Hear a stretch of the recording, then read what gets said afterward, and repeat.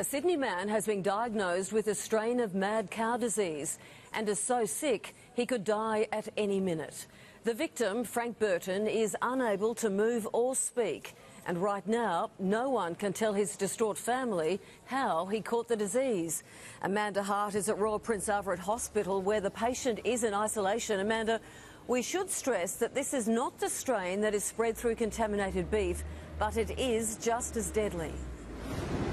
Sandra, there is no known cure for this disease, so if you get it, you will die. Creutzfeldt-Jakob disease is similar to mad cow in the sense that it attacks the nervous system, so you lose control of your limbs. Now, this disease is extremely rare, but it's also highly contagious.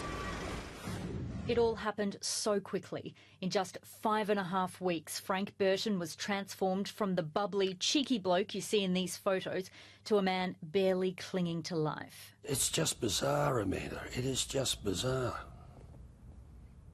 You know, it's just terrifying.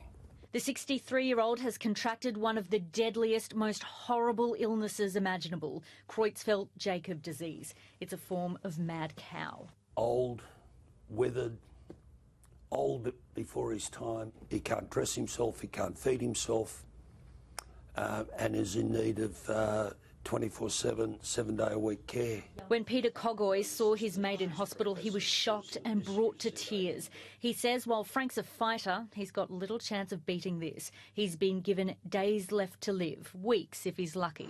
The former financial officer of the Sydney Swans was taken to a Sydney hospital after he fell over on a footpath. He'd lost control of all his limbs. They've got no idea on how he contracted this illness. Doctors say this disease is highly contagious, but unlike the traditional form, you don't get it from eating contaminated meat. The sporadic strain means it's been passed on, it's been transmitted from another human being, so either through an operation or a procedure.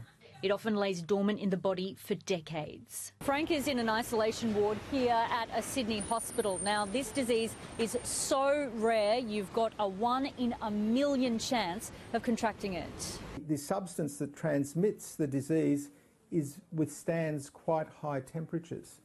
And what I'd be asking the health authorities is, well, how do we prevent this? How do we sterilise for this? And save a life like Frank's.